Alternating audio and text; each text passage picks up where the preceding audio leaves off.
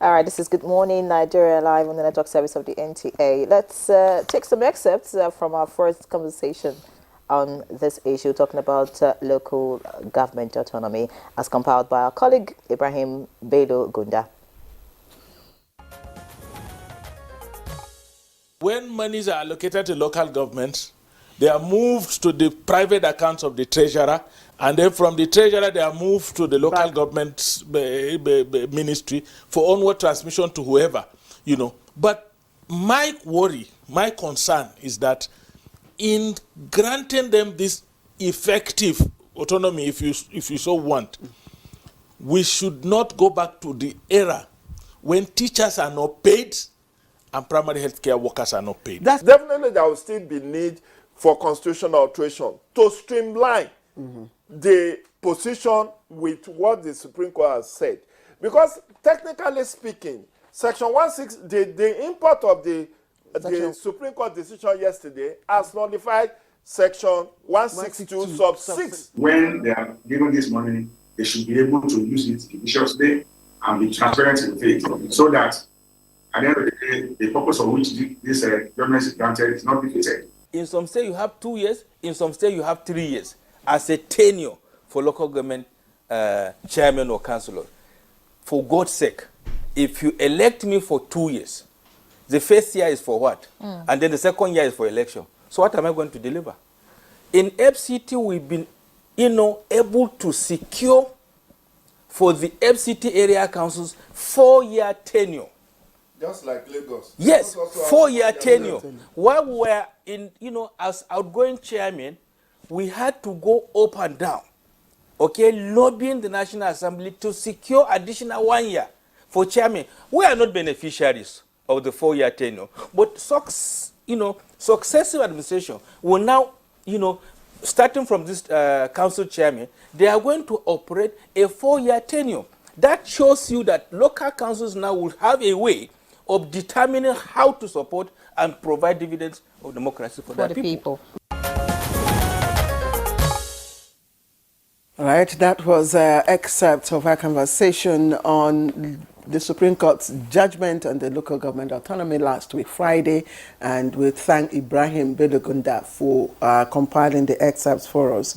As we continue the conversation this morning and presently, let me quickly introduce our long-standing guest on this program. Good Morning Nigeria. He's been with us right from the inception about 10 years ago. Jide Ojo, public affairs analyst. Jide, thank you very much. It's my pleasure. For being consistent and for being one of our loyal partners. It's national interest, national work, national assignment. Thank you. Enrique. All right, so we also have joining us for the conversation Abubakar Ahmed Tanimu, a legal practitioner. Many thanks for joining us. Thank you for having me. Always a delight being here. All right, also joining us for the conversation. Okay, I'm sure that guest will join us once the connection is clear, and of course you get to meet the guest. So let's get into the conversation now. Okay, so gentlemen, I really want to welcome you, Tanimu.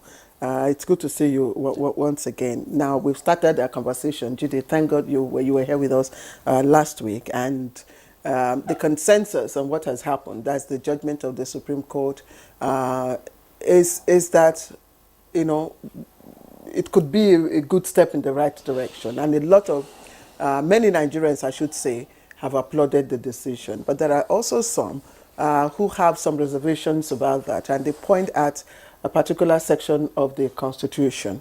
And then my first question in that regard will be, in view of the provisions of the 1999 Constitution as amended, is the judgment of the Supreme Court on local government autonomy, is it in any way a contradiction of the provisions of separation of power and of federalism? Let me start with Tanimu. Okay, thank you very much. This is a very important question, and when the judgment was given, a lot of people were celebrating. But for those of us that were in the legal profession, we said they should at least have a glance and go through what the judgment actually stipulates, and to make it as brief as possible. It's talking about financial autonomy. And the reality is that in interpreting every section of the Constitution, it's not done in isolation. It's done in a context. You look at each section as it relates to the other sections of the Constitution.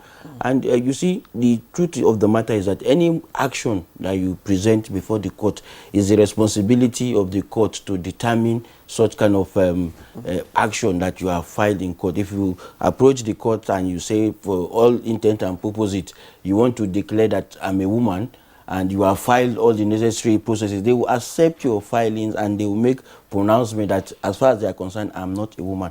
So what has happened, I want to take us down to memory lane. If we all recall, before now, the president, the past regime of Muhammad Buhari made Executive Order 10. We all celebrated in similitude that local governments will have autonomy, and nothing came out of it. And now they've gone to court. The Supreme Court have given its judgment. The fact is that we are trying to put the cart before the horse.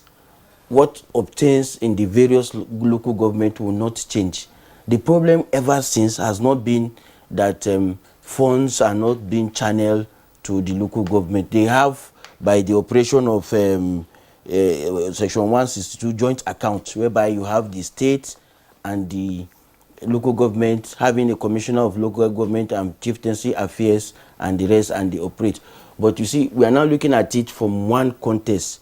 You equally have other provisions of the Constitution. If you look at federalism in its context, it varies from clime to clime. In some other jurisdictions, you have the states and the local government.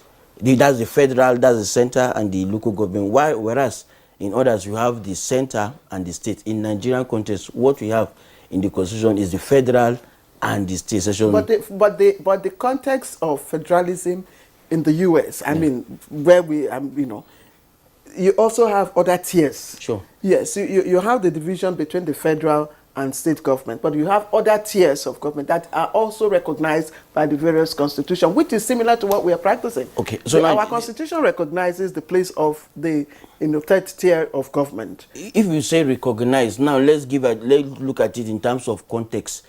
If you look at the federal, we have the National Assembly. If you look at the state, you have the State Assembly, the provision of the president, who should be the president, how the president will be elected, who should be the governor, how the governor will be elected. Their tenure is guaranteed. They have 2 terms of 4 years each. For the local government, at best what we have is that they are mentioned, all the 700 at the footnote, all the 700. But they equally have a legislative arm. They do. The councillors. But you see, the context, it's because of their inability to rise up to their responsibility. No, they cannot. So now let me now tell you the reality. Because you now have states, at the various state level, you have state electoral commission, which the Constitution equally recognizes that states have the power to create state electoral commission, and they conduct election. I want to assure you that no state in Nigeria conducts free and fair election at the local government. While this debate is ongoing, Adamawa State did the election, 99.9% victory was returned to the government in power, that's PDP. They only lost a single, they just gave out that one so that there will be a semblance of an election process.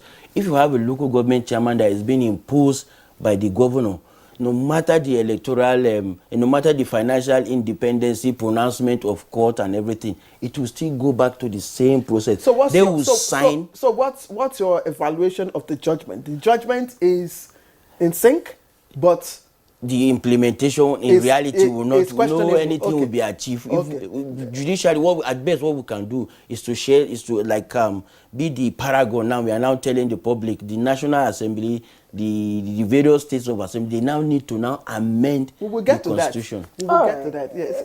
You know, in reaction to what you have said and what some people have, said as regards this judgment, they think that it's against what the Constitution says, and I'm just going to quote the former governor of Delta State that said, that's James Ibori. He said that the Supreme Court judgment granting full autonomy to the local government operations in Nigeria is against the 1999 Constitution as amended, and he's quoting Section 162, subsection 3 of the 1999 Constitution, which says that funds in the Federation account should be distributed among federal, state, and local governments in a manner prescribed by the National Assembly. And then in Section 6, which states that each state should maintain a state joint local government account to receive allocations from the federation account and the state government. Now, his argument is that the Supreme Court ruling undermines true federalism and allows the federal government to interfere with local government administration. Do you take his position on this matter, Jude Ojo? Thank you, Lyra. Everybody is entitled to their opinion on this matter. I've also listened to former governor of Ekiti State, Ayo Fayose, who said, oh, this is not going to achieve anything. You can't take a baby from the mother. So who is the mother? The governor. Who is the baby? It's the local government. Chairman.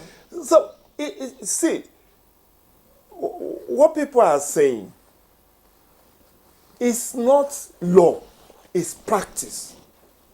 What my brother is saying is not law, it's practice. That the position of law, the Supreme Court has given its own interpretation. My governor in Oyo State has set up a committee to review the Supreme Court decision. Yes. And gave a marching order of 4 to 6 weeks to the Attorney General and the committee members to review the Supreme Court decision. Meanwhile, the Supreme Court's decision is the final. Is the final. So, if you are going to sit and review what the final court in the land has said, it shows you that some people just don't want a change. Incidentally, this is an issue I weighed in on in my column in the Punch of today. Apologies to mention this because it's a burning issue. I happen to have been a product of a primary school that was established by local government, Ibadan City Council. IMG Primary School, Mokola Ibadan, Ibadan Municipal Government. How many of such exist today? I don't believe what the Supreme Court has done is antithetical to principle of separation of powers, checks and balances, or even in terms of federalism.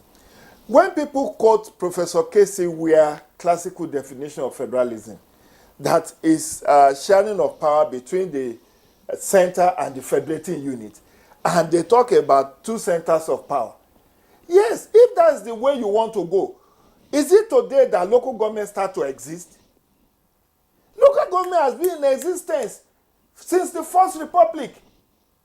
Why didn't the framers of the Constitution say, don't even mention local government in the Constitution?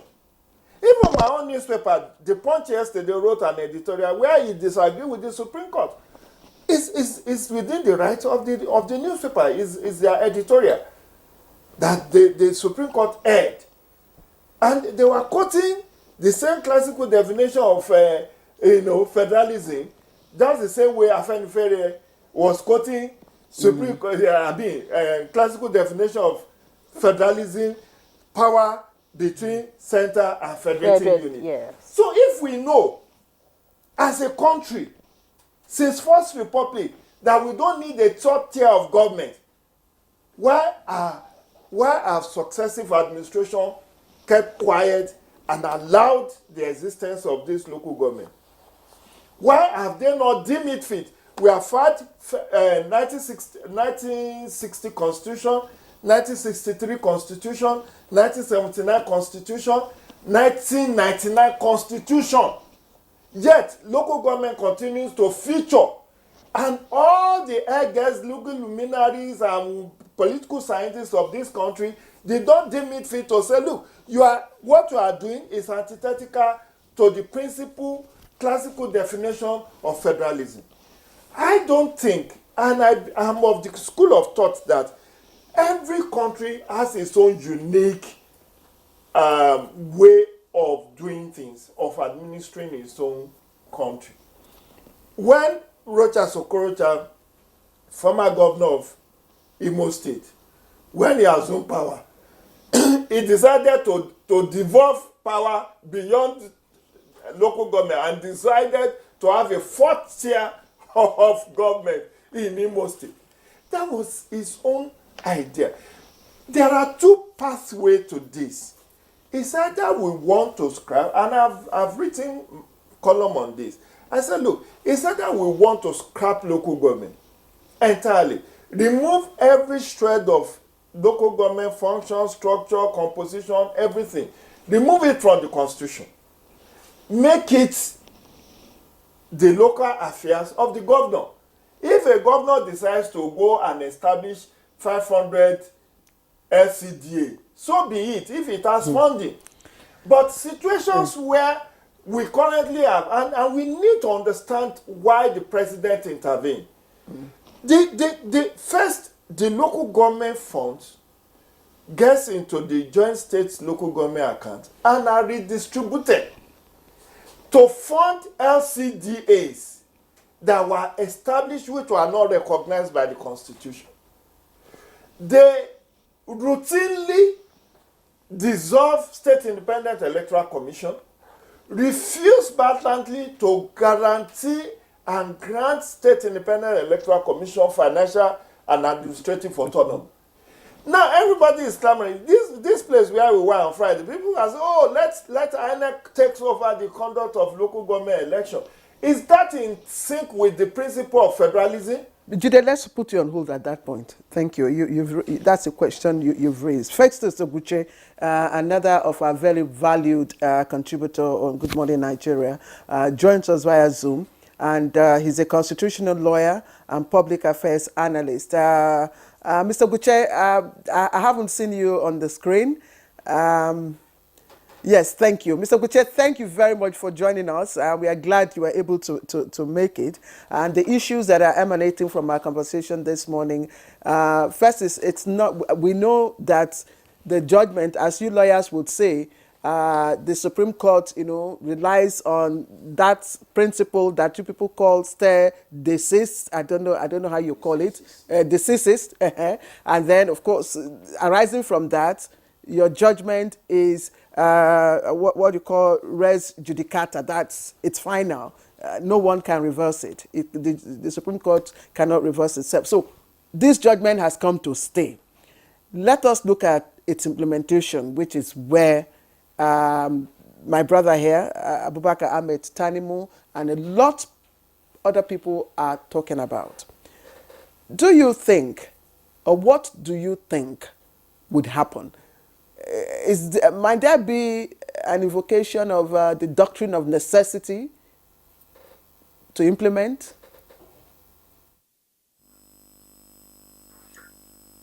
The thing is that the Supreme Court has exerted itself very positively in the area of ensuring independence and autonomy for the local governments. That's one area of judicial activism.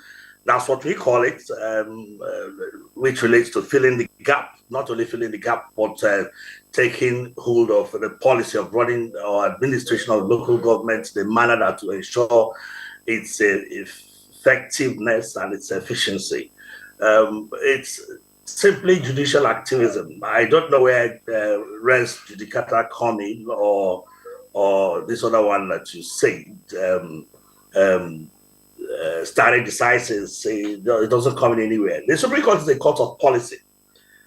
Being that it is not just there to interpret the laws, but also to formulate policy, to give direction to certain government directives and principles to ensure that systems do not run amok or they do not go comatose, in the sense that also people are allowed to exercise their power in accordance with the provisions of the Constitution.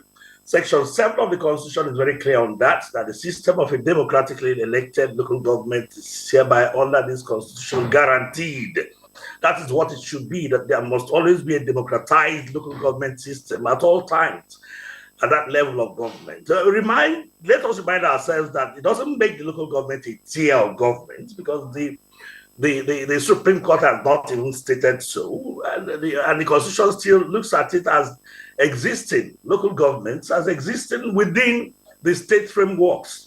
But be that as it may, it's a step in the right direction, but it leaves with us with a whole lot of gaps and inadequacies here and there that I think it will be very difficult for us to fill if you are not to do things relating to amendments of the Constitution, if you are not to do anything relating to certain structural adjustments that will accommodate that judgment. The judgment is like a bolt in the sky to wedge itself into a particular situation to create something that is similar to a situation of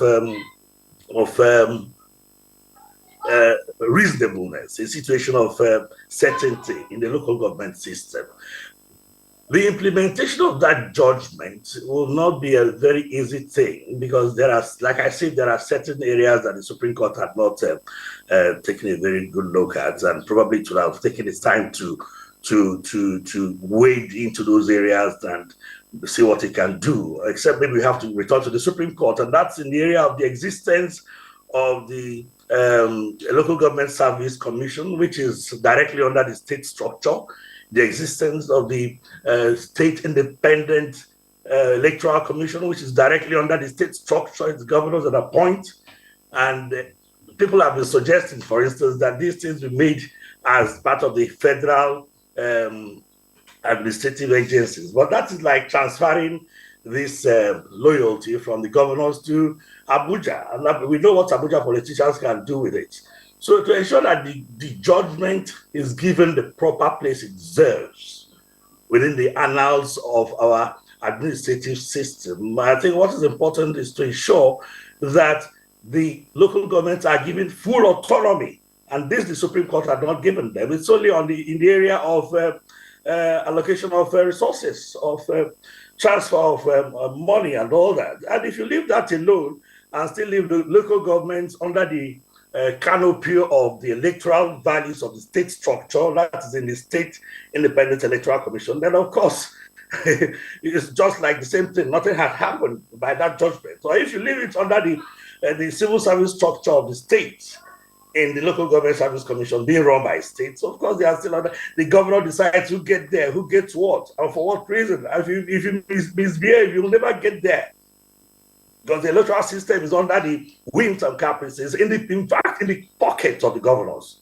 The civil service is in the pockets of the governors. If you transfer these vital institutions to Abuja and say, oh, then we are now bringing the local government system under the whims and caprices of Abuja politicians. So what do? The proper way to go about it is either through legislation, form entities, establishments that will make the running of these local government systems possible and make them directly operational under the local governments themselves. Then, of course, Section 7 is that the House of Assembly of the state to make laws for the composition, for the running administration of local government systems. So you see that the local government is still ensconced,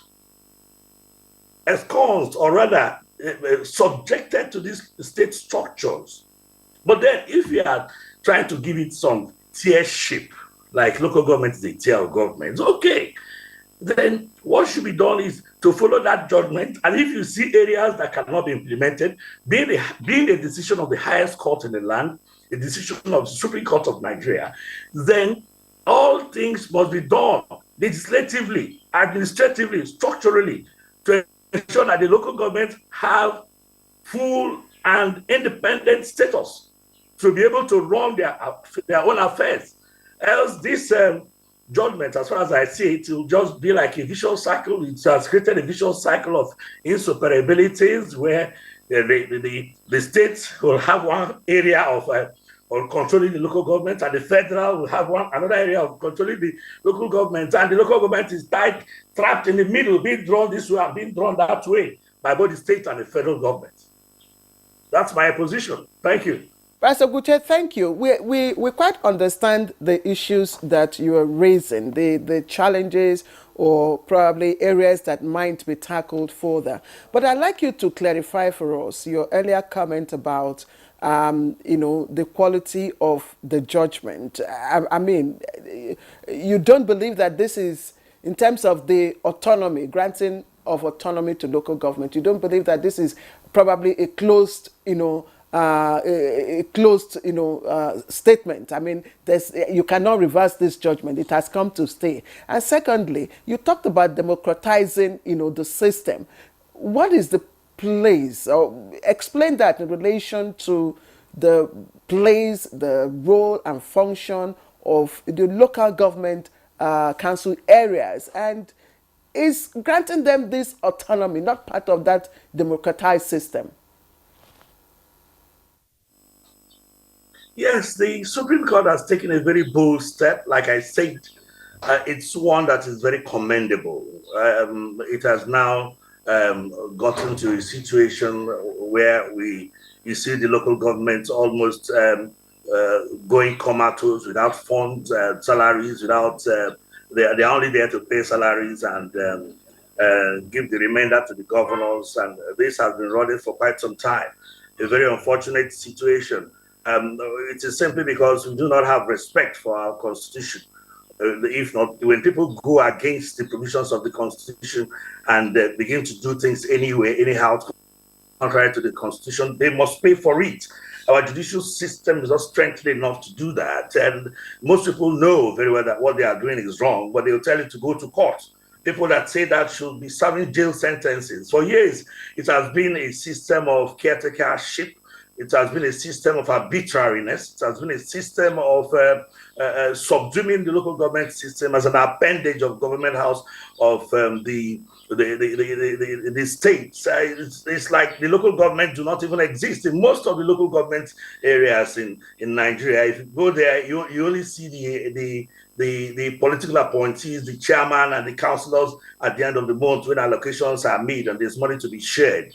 You know, the governor takes his own part, the rest of them goes into the pocket, so that you don't see much development at that level of governance, not much development. And that's the most important level of governance, no matter how you look at it, because it is directly connected with the people. The connection is so strong that to some people, they do not even know that the states and the federal government, they exist. Of course, by our electoral conduct, we see there's a disconnect. There's no nexus between the government and the people, particularly those in the rural areas. They only look up to local government, and that's the only aspect of governance that they know. But now the Supreme Court has taken a very good look at it and seen all the constitutional infractions that follow. And they have a responsibility by virtue of their supremacy and by virtue of the fact that the law must be observed at all times to wade in.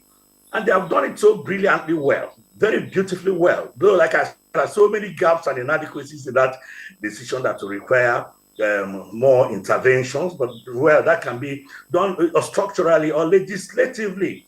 And I think what happens is that the National Assembly should wake up to that reality and push forward to better reforms, more reforms within the local government system, and see how certain amendments can be done to the Constitution, you know, those of them that are contrary to the decision of the court. Though I know that where there are gaps in the Constitution, it is not the courts that should fill it.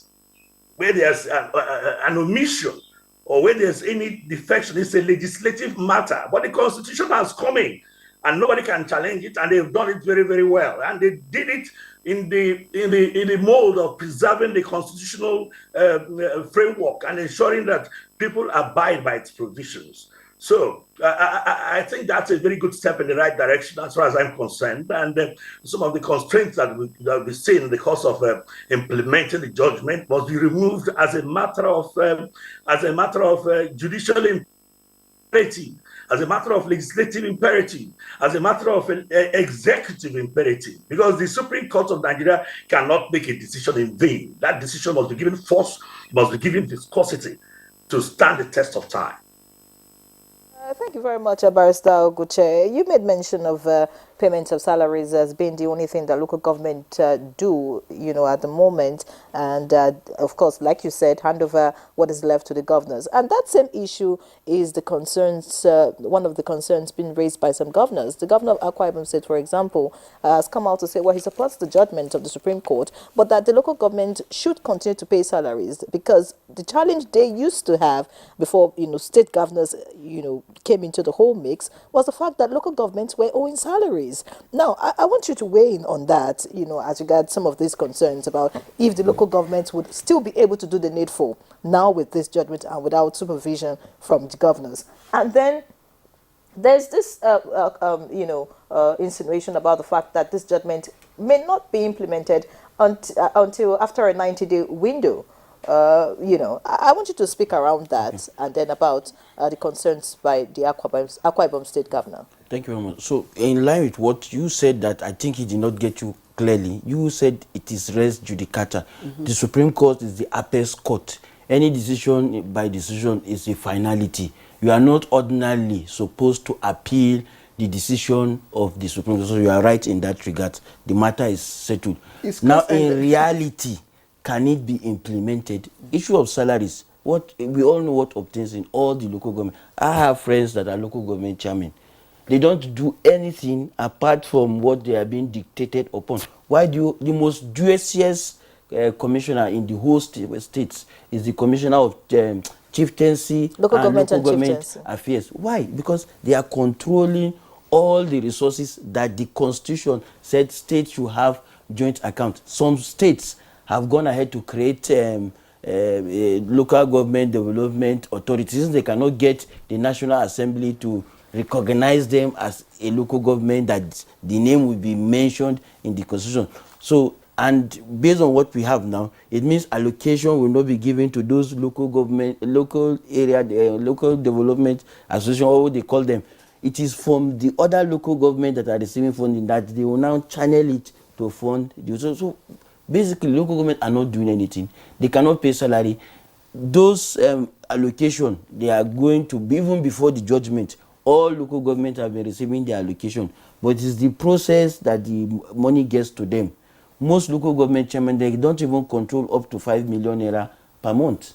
Yes, I'm telling you that once they take that, the rest resources will be channeled to that joint account where they all have representative, and they act based on the dictate of the governor, and the governor will simply tell them, these are the contractors to pay, these are the things that are. So how can they pay salary when they are not the one that in reality responsible? Either you have a bloated civil servant, every political for patronage, you have people that have never even been to the local government. They are here in Abuja, their names are in the register, is bloated. When you want to do a head count, you discover that half of the personnel, they are not even, you see a single, me, I've witnessed it, I've seen a single person taking the salary of more than 30 people in a local government. It happens in all the local government of the federation. So how can you, as a local government chairman, when you know that you are being imposed by the governor, if you do not follow them, if it's a list, they will just say, okay, from this council, from this area, from this, they will have a list. This, we have a clear, as we are saying, do a recall of all the elections that have been conducted. The state, the party in power, if it is APC, if it is PDP, they will win 99.9%. Most instances, they only leave 2 councils, maybe 1 or 2 for the other parties, but they return, and you know, as a local government chairman, you are being imposed by the government. So you do the bidding. They will sign on their, they don't need any, you have given him power, but they will reject the power. Oh, we don't need. When, if you look at historically, when attempts were made to amend the constitution, this same, I don't want to mention the state, but this same law to amend the constitution that will grant full autonomy, because we now realize that the local government is the one of the most important tiers of government that will really trickle down the dividends of democracy to the people. They sent a law for amendment to the various states' houses of assembly. They unanimously rejected that. We don't want autonomy for our. So I'm telling you that if you even try to make the amendment, majority of the various state houses of assembly, they will willingly, because they are being dictated upon by the governor, that they don't want, or they want it the way it is. So you see that they will just make a mockery of the judgments that we have. Just to add to what you have also said, the state houses of assembly are also mandated to carry out oversight. They don't. They are just in the. They are just not rubber stamp this time. Exactly. Not rubber stamp, but now they are the thumbprint of the governor. But with this judgment, will all of this change? Nothing will change. No. What we need is proper constitutional amendment, whereby we clearly spell out, okay, this is a local government, is a third tier. We need to fashion out our own model of democracy. We want local government to be a third tier of our federative amendment unit. Of what section? Because we have can't just all the conflicting sections. For example, We don't want state governors to be conducting election. If you have House of Even the state houses of assembly, it's INEC at the national level that conducted the election, and nobody is complaining that is an affront on federalism. You have the Federal House of Rep member. But regardless, they are still submissive to their state executives. If you take a recall of 1999, that is the only time for those that we have a semblance of independence of local government, because you have people from different parties that were returned. Even those that are from the same party, they were able to like stand their ground. They stood their ground. They said they want to implement some of them. But after 1999, because of the way and manner they are being returned to office, you can never, with no matter how you frame the ruling and you give it all the coloration, it is the chairman now by their hands willingly with the state, they have their own legislative, but they will willingly sign whatever the governor dictates to them. So we know the reality. I thought maybe a local government chairman would be here. Maybe he's afraid, but he will confirm to you. This is what I'm some sure do not even get up to 5 million in a month. I'm sure that the federal government that started this first leg, that took this first leg, understands this lacuna, sure, that we're all raising at the moment, and that's why we're having this conversation. But Jide, now the question is capacity of the local administrators, to implement, to act, to rise up to their responsibilities. And I'm asking, under the existing structure where you have CX conducting elections at that level, can the local administrators have the capacity to still perform and rise up to their bidding? Yes and no. What obtains now is, let me take it from the issue of State Independent Electoral Commission. When in 2007, August, former President Umaru Musa Yar'Adua set up Justice Umaru Uwe's Electoral Reform Committee. They sat for 16 months, submitted their report in December 2008, and the President accepted and forwarded some amendments to the National Assembly. That was when INEC started to enjoy financial and administrative autonomy from 2011 election going forward. Remember, INEC before 2011 was, even if you say you are a staff of INEC, people will nearly stone you because they just said people will write results and all of that. So the shenanigans you see playing out in the SEC was what we were. But from 2010, when Professor Atari Jaga was appointed, meanwhile, Professor Atari Jaga was also a member of the Justice Uwe's committee. So it was apt for President Goodluck Jonathan to have appointed somebody who is from that 22 member to now be the chairman of INEC. He got financial autonomy because of the constitutional alteration. So INEC started to enjoy financial and administrative autonomy from 2010. And that's why you have seen our elections progressively getting better. But as at that time, Justice Uwe's committee asked that SEC should be scrapped and integrated into INEC. But the governor said, no, you cannot in one breath talk about federalism and you are centralizing the Electoral Commission. That they made a commitment to also strengthen State Independent Electoral Commission, but they never did. So what CX lack as of today is both administrative and financial autonomy. And that's why it's very easy for the governor to dictate to them who he wants to win or to lose. But that's one leg of the question. Even if you have the best brains being elected into local government, with the booby trap that's already on ground, can they perform? My brother Oguche was talking about Local Government Service Commission, who recruits staff for local government.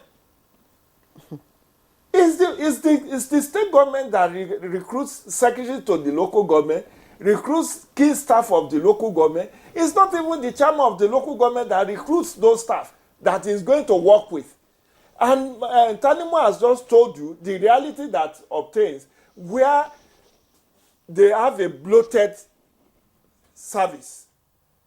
Half of the staff are ghost workers and they don't come to work. Of course, what would they come to work to do?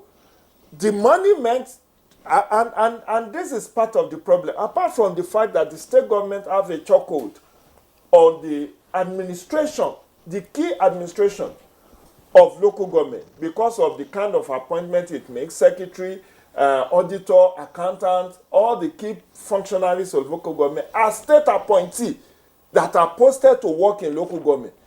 Then you also have the godfathers, the traditional rulers, the opinion molders, the people that you won't even see their name on the internet, but they wield a lot of influence.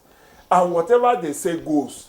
If you decide to go against their wish, all they will do is to instigate status. The governor will just tell the status of assembly, who is oversighting the local government, to suspend the chairman or councillor. And that is done. Because you also have a status of assembly that is pliant, that is docile, that is susceptible to the whims and caprices of the governor. So that is another double jeopardy. Even if you have the best brain, professors, administrators with years of experience, when you work in that kind of toxic environment where people dictate to you, because they know your house, they know your family house, they know you are from that local government. So if you try to be stubborn, they go and meet your parents and tell your son, if he wants to get out of that place alive, he should do this, he should do that. So what can be done now? What can be done to make it work? Because this judgment has to work. Now, it will work in the sense that we now start to oversight. Media and civil society must start to oversight. Even with the present structure, yes, where you still have the SEC conducting the elections. How many people go to... And the State House of Assembly... How many people go to observe SEC elections? Because they know it's a challenge. It's a challenge. No, and there are too many. Okay, over the weekend, we have Adamawa and Delta. 99.9%. How many civil society were accredited to observe that election? How many media even went to report on that election? But it goes beyond that. Let me land on this. Then you have a huge challenge with the fact that these LCDAs that have been created arbitrarily, in my own opinion, the government of the state that created them does not have funding for them. They are like institutions, tertiary institutions that were established by the state. And all the state government does is to pay salaries, and they depend on TED fund for the capital intervention. So you want to build new libraries and theater halls and hostels. Is TED fund, you wait to come and fund that. All the state government does, in most cases, whether it's colleges of education, polytechnics or university, is that they wait on TED fund. And that's the same way it is. When you now wait, and by the way, when we say there is no fund in local government, first and foremost, most of the functions of local government have been hijacked by the state. You know, the fourth schedule of the Constitution highlighted all the functions of local government. Control of parks, signages, radio and television licensing, management of abattoirs, and several others. They were listed there. But most of those functions are taken over by the state government. So little or no IGR is coming to local government. And by the way, by the interpretation of Section 162, state government is supposed to also come with its own funding into the joint account. Into the joint account. Okay, Jide, thank that you. The federation account is the only source of funding for Jide, thank you. government. Let's Barrister Guche also weighed in here. I don't know. Tanimu and Jide seem to be, speaking from the same point of view. Guche, I don't know. Do you think that this judgment can work with the existing structure where you have SEC still conducting elections at the grassroots or for the local government officials, and where also the state government, the state houses of assembly are also oversighting the local government? Will this judgment work? Will we really achieve the objectives you know, for granting the local government autonomy to this, you know, system. I don't want to use tier. You said there's no tier of government to the local government area.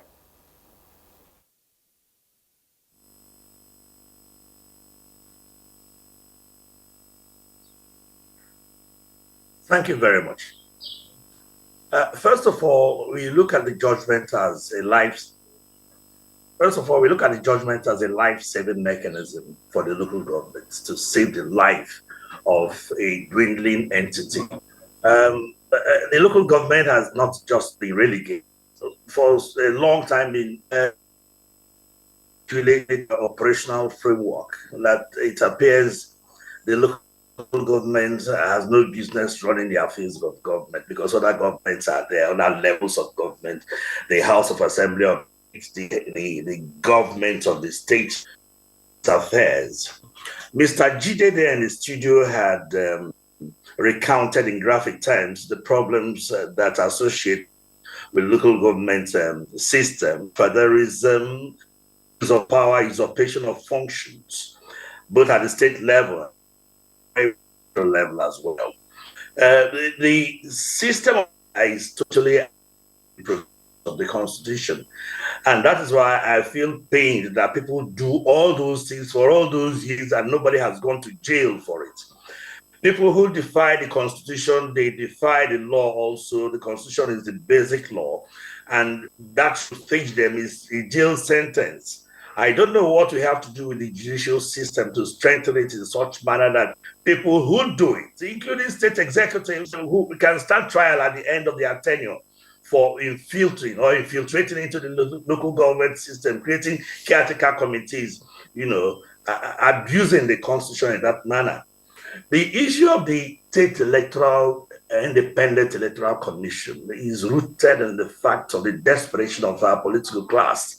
They want to have control over everything. And in the manner it is, you cannot see an effective running of the local government in spite of the Supreme Court pronouncement if you don't take care of that angle. Because at the end of the day, it is the governors that decide who gets what, who gets into what position and control them. So it's the same garbage in and garbage out. That is very, very wrong. What should be done at this level is to give viability to the local governments. They can viably stand on their own. That is where the greater numerical strength of Nigerians are. The greater population, the greater demography of Nigerians are in the local governments. And that's one fact we must accept, that it is not just creating functions for the local government, it should be made a full tier of government. Like I told you, it is not been made a tier. And even create legislative lists for it under the Constitution. We don't have a residual list, and that's why we have the governors, the governments of state and federal government clashing over VAT, over the power to administer local governments and all that. There should be a residual list for the states and a list for the local government so that these demarcations and distinctions will be very, very clear. That is why I said that there is an imperative for legislative intervention to ensure that the local government structure are allowed to operate in the implement the judgment of the Supreme Court. For instance, if you take the function of conducting elections to INEC, to what extent has INEC conducted elections properly? My friend Jide there talked about the Justice Uwe's commission reports on electoral reform. So we are not implementing any aspect of it yet, because it is the very viable path to electoral credibility, and people do not want it because they want to use shortcuts and very illegal and lawful to get to positions of power. So if you give it to the Abuja, if you give it to INEC, it's like giving the power which was erstwhile formerly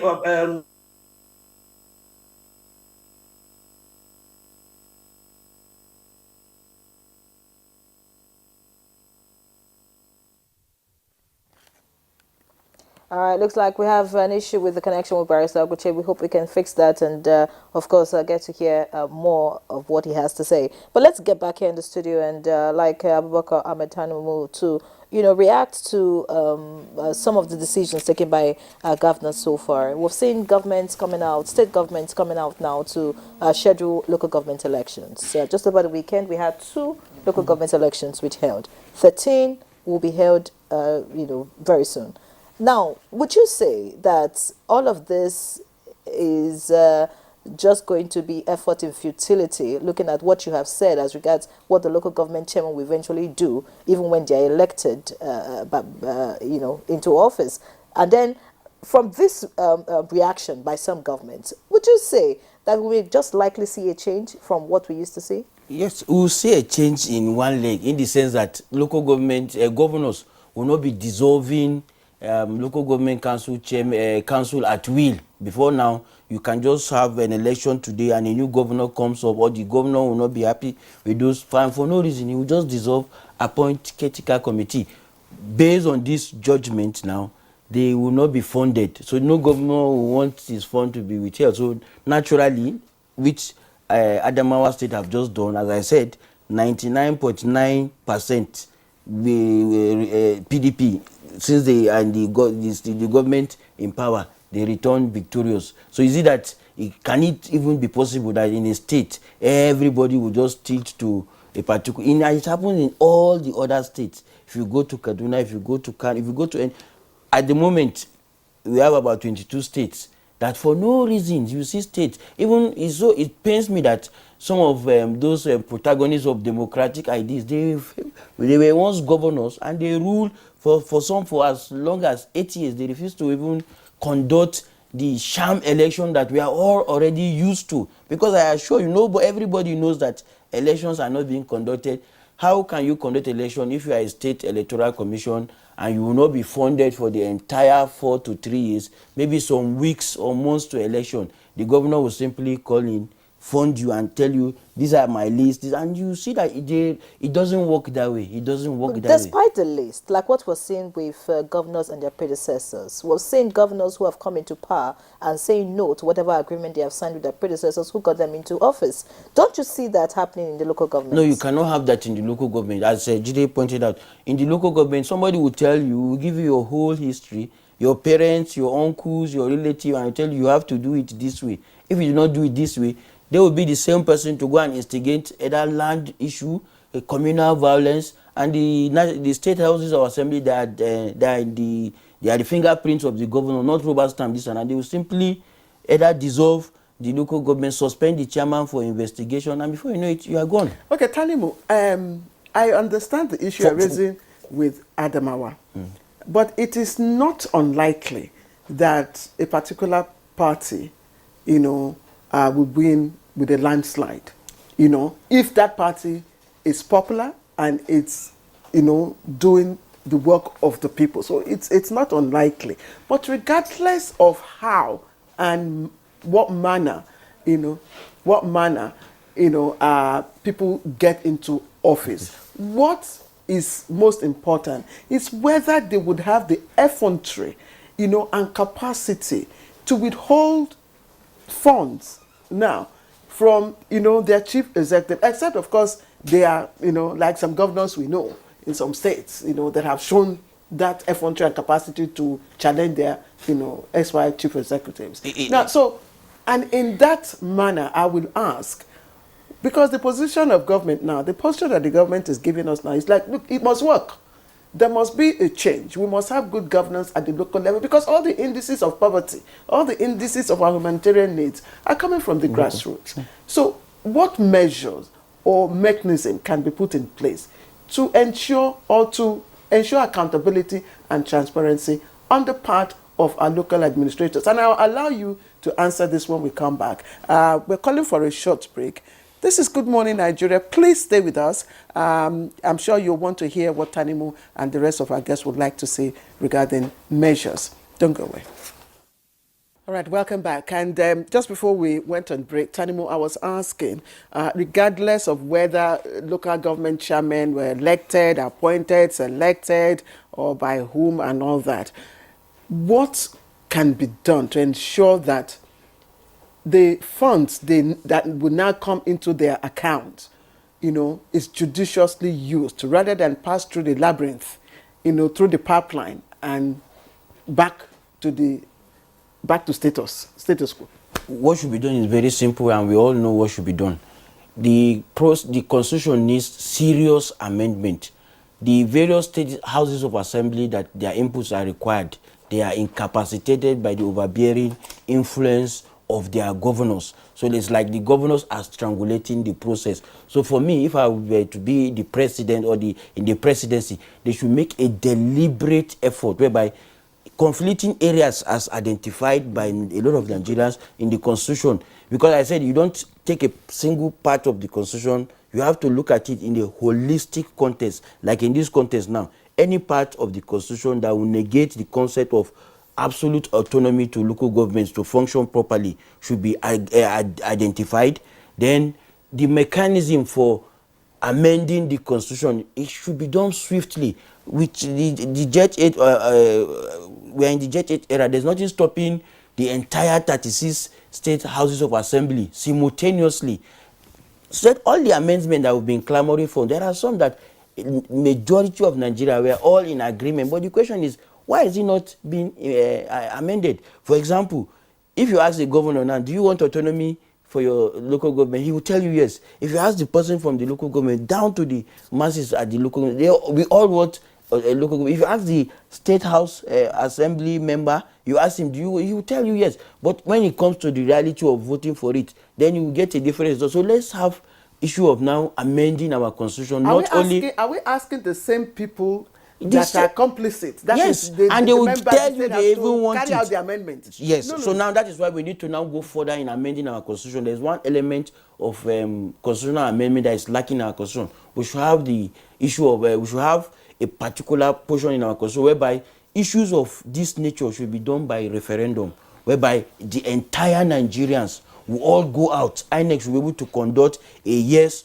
or no voting. And all these issues now will now be itemized.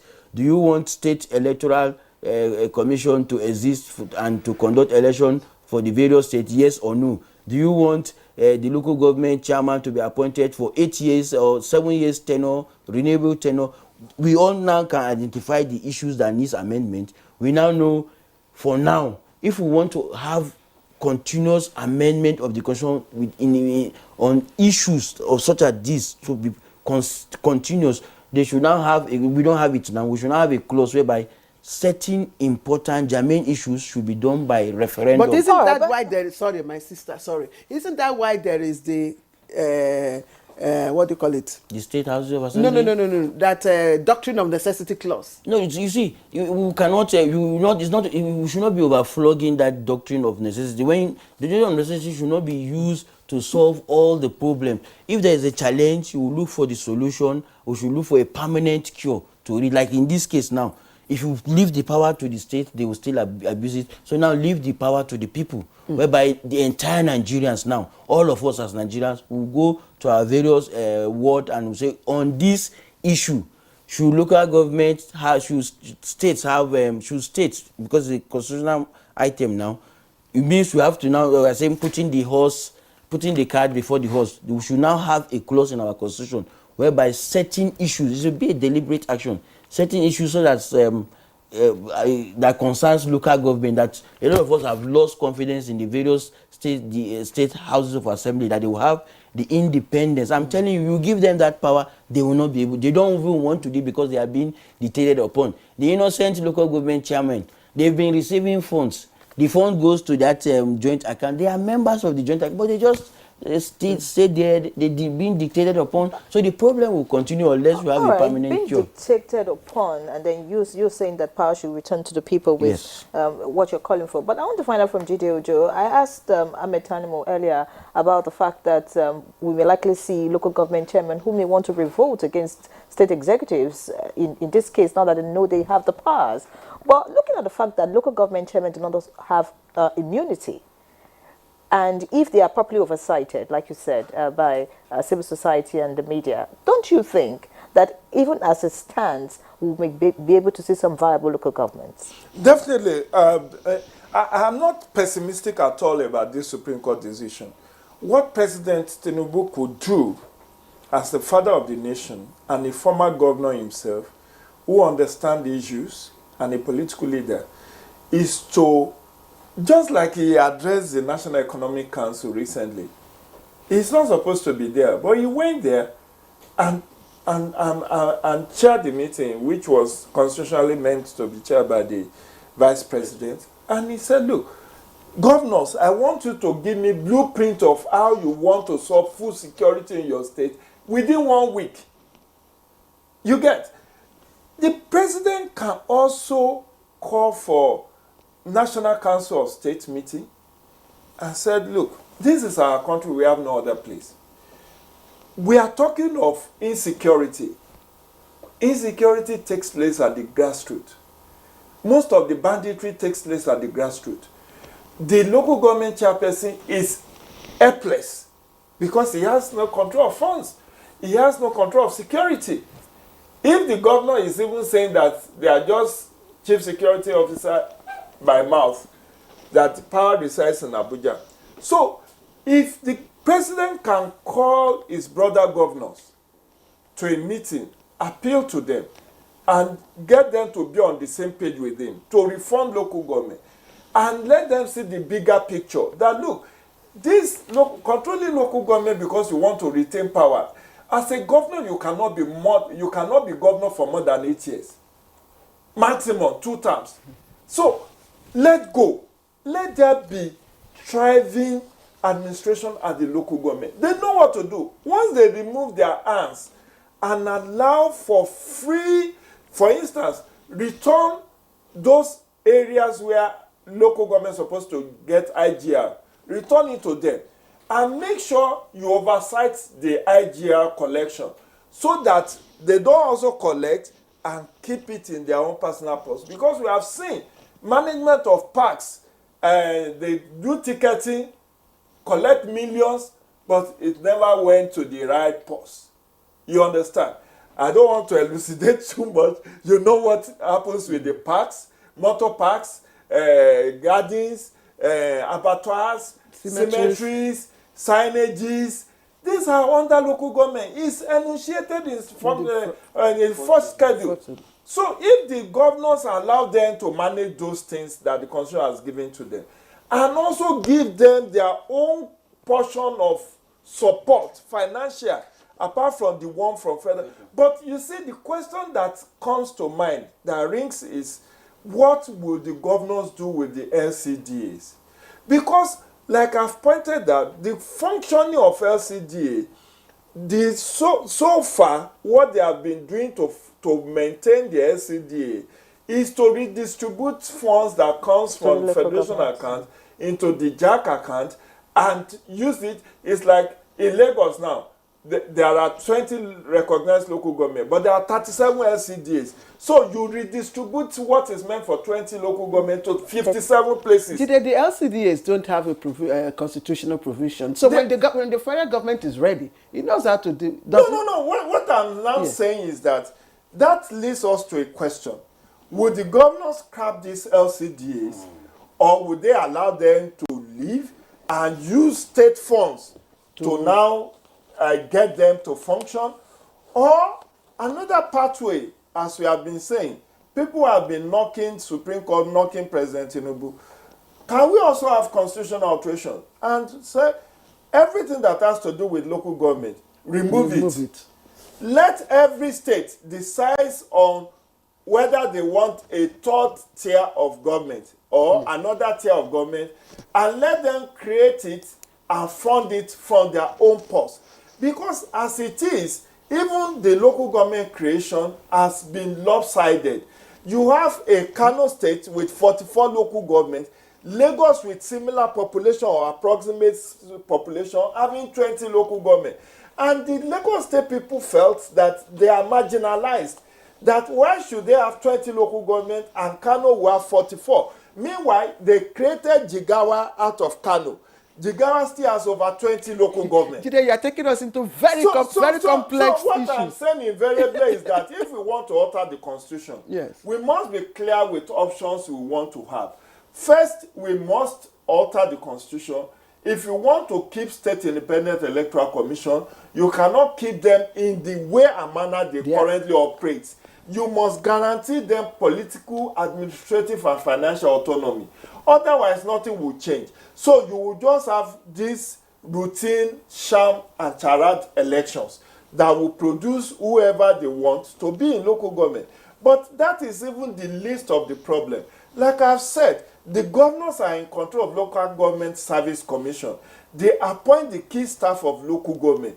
The political godfathers that operate at local government, who many of you do not know, the very flamboyant and very powerful traditional rulers who can dictate to the chairman of a council, this is what I want from you. I'm going on this trip, I need 10 million, I need 20 million. And you have to look for the money because it's the traditional ruler, it's a first-class traditional ruler. So all of these things, then the final way to checkmate maladministration at local government is to now get EFCC and ICPC to also get involved, including NFIU, to track the funding and the expenditure, transparency and accountability at that level. Let them come and account.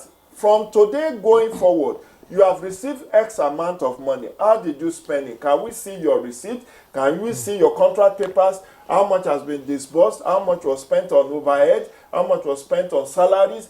That way, when they start seeing 1, 2, 3 local government chairperson being sent to jail by EFCC, others will tell the governors. In fact, now that you have talked about, I don't want to get into. Jide, you have talked about EFCC. Go ahead, please. Yeah, thank you very much, Jide. But I want to find out from Barrister Okuche if he agrees with your point of, states should create their local governments if they choose, because another question on the lips of many Nigerians at this point is, even the local government chairmen themselves, like Algon, has come out, instead of asking for these recommendations, asking for amendments, they're asking for increase in allocation. Oh, okay. That's what they're asking for. They're not asking for all these other constitutional amendments that would help them function properly. So, Barrister Aguche, do you even think that the local governments that are being fought for at the moment are even ready for the change that Nigerians want to see? And of course, react to Jide Ojo's comment about states deciding if they want local governments or not.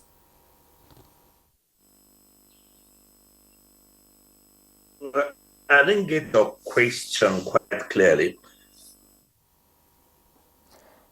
All right. So I'm sure you heard Jide Ojo when he talked about the fact that some states at the moment feel marginalized. He made mention of Lagos and Kano and the number of local governments they have. And some states, just want some more and some should get less. Now, what do you think about his recommendation that maybe we should just have states determine if they want local governments and then how they want to go about it instead of all this, knowing that, well, the CX and, of course, all the other constitutional amendments that need to be done for local governments to be effective have not been done yet. And then, do you think that Algon, as in local government chairmen themselves, those who are in the business of local government administration, are even ready for this change that the federal government is looking at? Because at the moment they are not asking for these amendments, they're not asking for these recommendations and all of that. What they are looking for is increased allocation.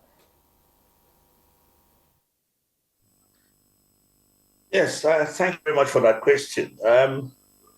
One fact you must relate is that the whole essence of the judgment of the Supreme Court is to stop the continuous emasculation of the local government system, and it can be successful depending on how we go about it.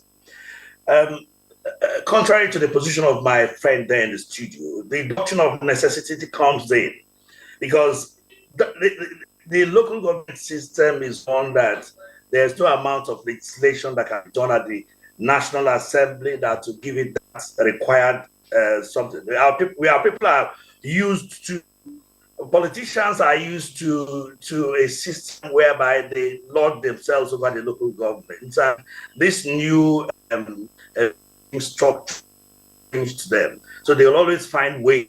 They will always look for loopholes upon by which they will now begin to continue in that subjugation. And that is where the doctrine of necessity comes in, which the president can deploy to put effective measures that will ensure the independence and autonomy of local government area in terms of operations and in terms of appointments and elections.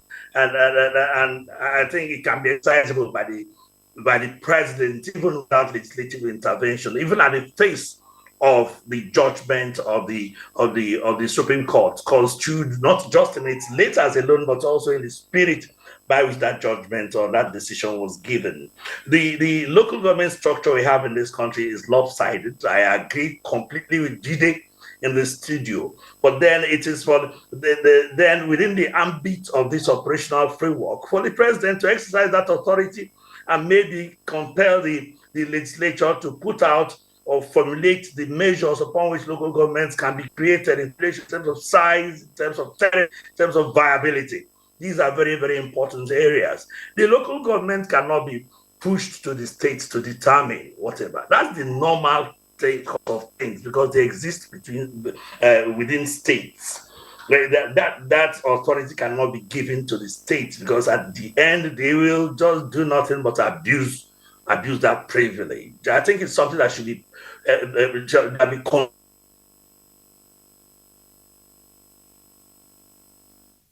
We say we're having glitches there with our connection with Barrister Festus Okuche, but we really appreciate his contribution. Let me ask a last question before we quickly round off our conversation, just in a few minutes. And in the absence of a legal enabler, to address all the loopholes that we're able to, identify, it would appear that the ball is now in our courts, in the court of the public, to help, act as a watchdog or checkmate, the implementation of this judgment. So I don't know, Jide and Abubakar, what can we do as a people, the media, the EFCC, the civil society people?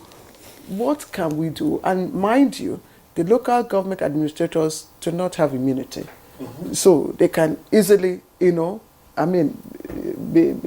prosecuted. So what can we do to ensure that they sit up and do their work under this new, arrangement? Okay, as someone that have interface with the various security agencies, we now equally need to now flash our lights on the various security agencies, from the police, the FCC, the ICPC. It appears they are now towing the Nigerian line of not doing things the way they should be. Because I don't see any reason, I can tell you, is on the records. They should even have a dashboard whereby you can see that almost all the local government chairmen, one petition or the other have been written against them by people from those local government, and nothing, most times, nothing.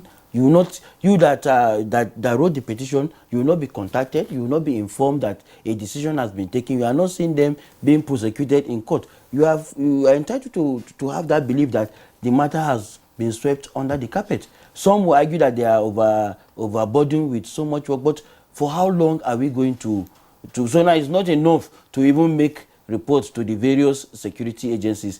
They too need to be oversighted, need to be investigated. That close watch. It's a collective responsibility. Attention now should now be more focused more. If you have a case of a former governor of Kogi State, Abelo, that has been declared wanted, until this moment he has not been, and you know that within them, they equally need to improve on that. You need to have the confidence whereby if you write petition, if you engage in whistleblowing, you should not be sanctioned. At the moment, whistleblowers are being sanctioned, whistleblowers are being detained, whistleblowers are being harassed. The people that have written, that have taken the boldness to write series of petitions, nothing has happened. Of course, it used to be if you see something, say something. Now it is if you say something, you see something. Yes, yes, we are seeing it. If you say something, you will see so many things. You will see so many things. So people are afraid. So Jide, I want to find out, what do you think the people can do at this point? Because I'm thinking that if we have people come out for local government elections in the first place, maybe they cannot write results. If we have the people, hold the local government chairman accountable, maybe they cannot, take their allocation and give it to the governors. Let me say this very quickly. What federal government can do, particularly Office of Accountant General of Nigeria, is that let it publish every amount that is going to all the 768 local government and 6 area councils every month. They are doing it. No, let it be on the media, on the internet. Yes, but I used to see it on NTA. 300 million, 400 can million. access it. They are doing it. You know what Gwagwalada local government got, and you can then demand from the governor, from the chairman of Gwagwalada or Abajo or Ahmad, how did you spend this money? So if he says he gave it to the governor, or to the minister, how come? What is the nexus between your work and the minister? So those explanations, disclosure, full disclosure will help the citizen to hold them to account. Media will also be able to do its own watchdog role. But let me land on this very important thought. We may have to consider immunity for the chairman of councils in the constitutional alteration that is envisaged. We also must bring the term of local government to be at par with the other tiers of government. Only Lagos and now FCT has 4-year tenure for their local councils. All the other ones, mostly 3 years, 2 years. But like former chairman of AMAC said last week, what do you do with 2 years? The first year, you are just trying to recover your investment and settle down. Then the second year, already facing the election. Did you say recover investment? Well, you didn't say recover investment. You didn't say that. But I'm just saying you are settling down. You are settling down. So you need to bring it. You need to bring the local government to be at par. That's Jide's own. My own is those are your words. Those are your words. The first year to settle down, second year to seek re-election. So let it be 4 years for all the 768 local government and 6 area. All right, fantastic. Thank you so much, Jide Ojo, for your thoughts on the program this morning. We appreciate you for coming. Of course, Jide Ojo, a public affairs analyst, we sincerely thank you. Thanks. Once again. Of course, Abubakar Ahmed Hanu, legal practitioner, thank you for joining us for the conversation. And we do appreciate Barrister Festus Oguche, constitutional lawyer and public affairs analyst, who joined us via Zoom for the conversation. Thank you so much, gentlemen. We hope that the local governments would actually find a sound footing, and the people will benefit at the end of the day, and investments will not be... Well, Jide clarified that. Those are his words. But we also would like to thank everybody, and the conversation on local government autonomy continues. It's not ended. We will, of course, keep our eye on that. I am Claire Adelabu Abdul Razak. Thank you for watching. Bye-bye. And I'm Yanwe John. See you tomorrow.